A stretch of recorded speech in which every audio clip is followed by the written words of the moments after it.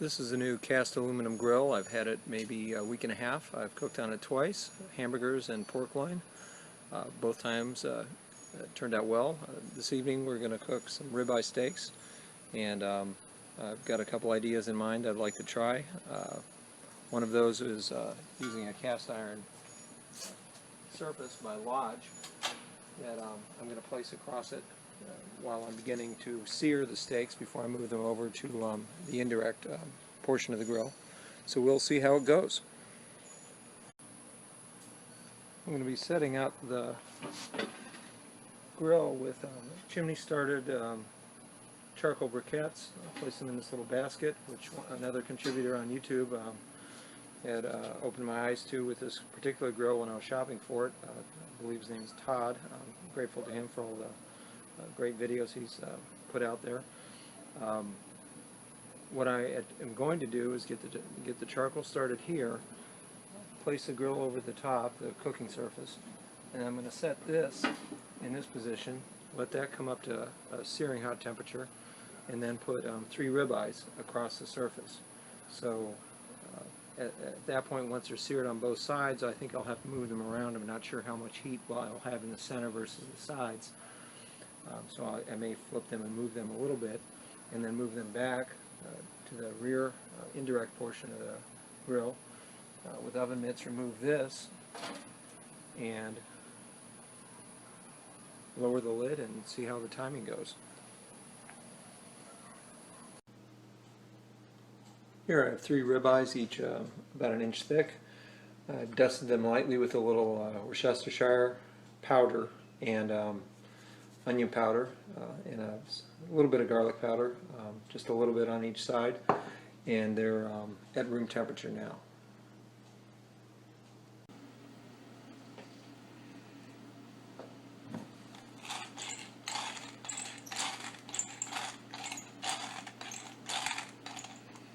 And we are ready for the grill. Alright, you can see the coals are well lit. I'm now going to place the griddle surface directly over that, and unfortunately I'm not going to be able to close the grill top while this heats up. Just it'll bind a little bit. Let's see how that works. It might be a little bit better than just leaving it open. As I said, this is the first time I'm doing this. Alright, it's been about 3 minutes. Let's see where we are. Test it for looks pretty hot. We will get started, see what we get.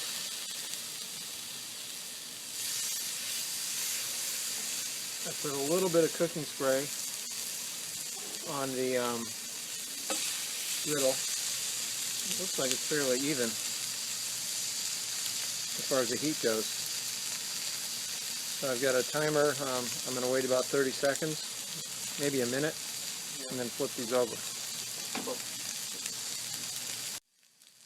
Alright, we're coming up on a minute. I'm hoping to see some nice char. That is about what I wanted to see. And I'm going to start moving these around just a little bit. Give it another minute. Now, I'd meant to put the grill on, the cooking grill, before I put the cast iron down, so I'm going to have to do that afterwards.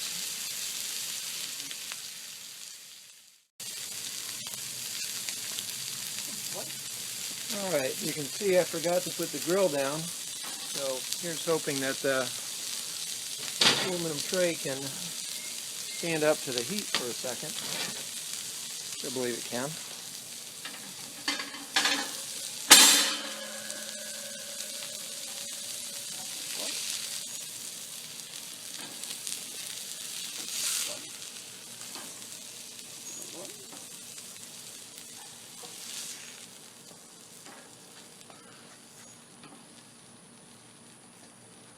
And we close the lid. I'm leaving both these vents open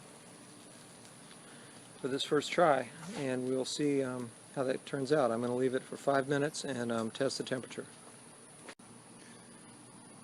I've adapted this technique from how I usually cook steaks, starting in a cast iron skillet on the stovetop at maximum heat, and then into a 500-degree oven for about 2 to 3 minutes per side.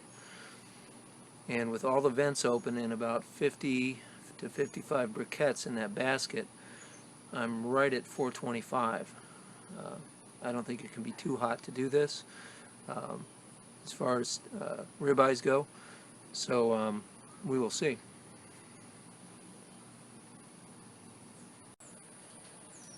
Alright, the 5 minutes has gone by. Take the thermometer away so it doesn't fall onto the concrete. That's the internal temperature. I just want to, this first time, I don't want to leave anything to guesswork. It feels a little rare, which is what I would like. I like medium rare. And I'm watching my temperature gauge. I'm right at 125, 130, right at 130. So I'm going to pull these. I consider myself lucky that this worked out the first time, and I'm going to let them rest for 5 minutes.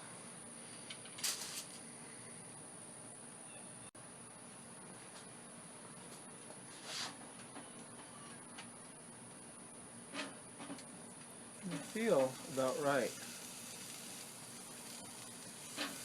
I believe that's right about medium rare, which is how my sons and I like it. My wife likes them a little more done, and my wife and daughter are out of town this weekend, so hence we only have 3. So far so good. Cover these with foil. We will wait 5 minutes and sit down at the table.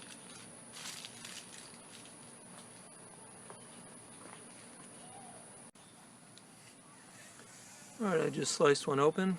Looks like it's good, medium rare. The carryover temperature under the foil reached about 138 or so.